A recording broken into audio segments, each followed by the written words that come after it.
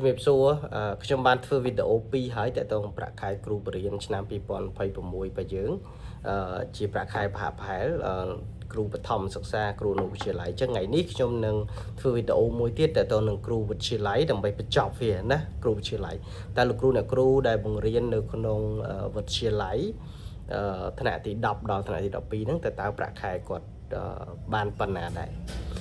ទាំងអស់គ្នាដូចខ្ញុំបញ្ជាក់ពីដើមអញ្ចឹងចេតនាក្នុងការធ្វើវីដេអូបង្ហាញប្រាក់ខែនេះគឺចង់ឲ្យគ្នាយើងជា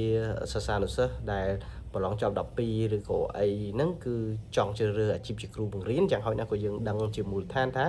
យើងនឹងអាចបានអត្ថប្រយោជន៍អីគេត្រឡប់ទៅវិញបានប៉ុណ្ណាណាមុននឹងយើងសម្រេចចិត្តរើសយកអាជីពអីមួយហើយក៏ដូចខ្ញុំបញ្ជាក់ហ្នឹងថាប្រាក់ខែរបស់គ្រូបង្រៀនអ្វីដែលខ្ញុំបង្ហាញនេះវាគ្រាន់តែជាតួលេខប្រហែលទេពីព្រោះគ្រូបង្រៀនពេលខ្លះមិនពេលខ្លះទេគឺពីច្រើនគឺត្រូវគិតពីក្របខ័ណ្ឌប្រកបណាក្របខ័ណ្ឌប្រកបអាចកខកខអីចឹងទៅពលរដ្ឋគេមានអញ្ចឹងណាក1ក2ក3អីចឹងទៅទន្ទឹមនឹងវាអតីតភាពការងារហើយនៅមានប្រាក់ឧបត្ថម្ភផ្សេងទៀតអញ្ចឹងប្រាក់ខែទាំងអស់ហ្នឹងបូកទៅអាចពីម្នាក់ទៅម្នាក់អាចផ្សេងគ្នាដែរប៉ុន្តែយ៉ាងណាវានៅក្នុងចន្លោះហ្នឹងណាចន្លោះដែលខ្ញុំនិយាយរឿងផាកផែហ្នឹងអញ្ចឹងថ្ងៃនេះតើតើមួយលោកគ្រូអ្នកគ្រូដែលបរៀននៅក្នុងថ្នាក់វិទ្យាល័យថ្នាក់ពាក្យថាវិទ្យាល័យមានតែទី10ដល់ទី12ហ្នឹងគឺ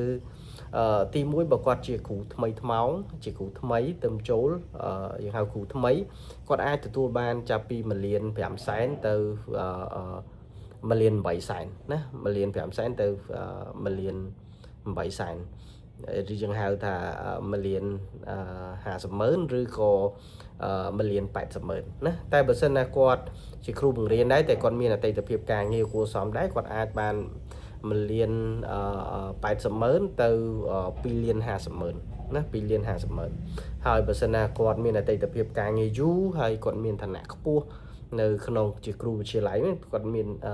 ឋានៈទូនាទីបន្ថែមទៀតគឺគាត់អាចបាន2,50,000ទៅ3,50,000ណា3,50,000រៀលអញ្ចឹងជាទូទៅគឺគាត់បានចន្លោះហ្នឹងណាចន្លោះហ្នឹងអញ្ចឹងនេះជាព័ត៌មានបន្ថែមសម្រាប់បងប្អូនហ្នឹងហើយបងប្អូនខ្ញុំមានប៉ុណ្ណឹងហើយសម្រាប់បងប្អូនដែលទើបទៅចូល channel របស់ខ្ញុំអត់ដឹងថាខ្ញុំកំពុងធ្វើអីបងប្អូនអាច follow channel របស់ខ្ញុំទៅហើយមើលវីដេអូខ្ញុំចាស់ផ្សេងទៀតណាភាគច្រើនគឺខ្ញុំនិយាយរឿងច្បាប់ការងារនៅក្នុងទីផ្សារកម្ពុជា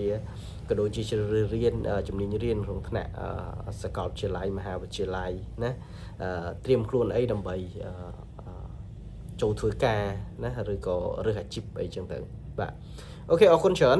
ទាំងអស់គ្នាហើយបើសិនណាទាំងអស់គ្នាចាប់អារម្មណ៍ចង់រៀនវគ្គគ្រប់គ្រងធនធានមនុស្សក៏ដូចជារដ្ឋបាលអីអាចឆាតមក Telegram របស់ខ្ញុំបានណាអរគុណច្រើនជំរាបលា